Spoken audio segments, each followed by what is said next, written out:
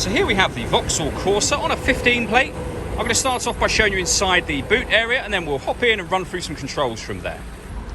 As we approach the boot, you can see we have reversing sensors, plenty of boot space as well, along with that individually folding rear seat should you wish to increase this boot space even further. Okay, now that we're inside the car, we're going to start with the dials. On the left-hand side, we have the rev counter, and on the right-hand side, the speedometer.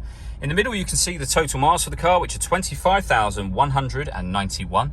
Above that, we have a digital readout for the speedometer. You can adjust various different bits of information in that section using controls on the indicator stalk. If we back out to the steering wheel, on the left-hand side, we have cruise control and speed limiter, and on the right-hand side, phone and stereo controls. In order to make the phone work, you need to pair that up to the car, and that is done on the touchscreen in the center just here. Hit the phone icon and follow instructions from there. When it comes to music in this car, we've got our radio, of course. So we have AM, FM and DAB radio, USB input, auxiliary input and Bluetooth audio as well. So plenty of ways to listen to your music in this car. We can turn the parking sensors on or off from here.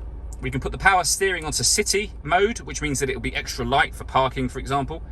We have a heated steering wheel, heated passenger seat, heated driver's seat, and then deadlock, so you can lock the car doors from the outside and unlock them again.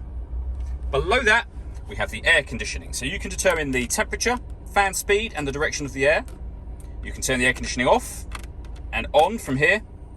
This button recirculates the air that's in the car. That's a great way of heating it up or cooling it down quickly depending on the temperature you set here. We have a 12-volt charging socket, USB input and auxiliary input, and then a 5-speed manual gearbox.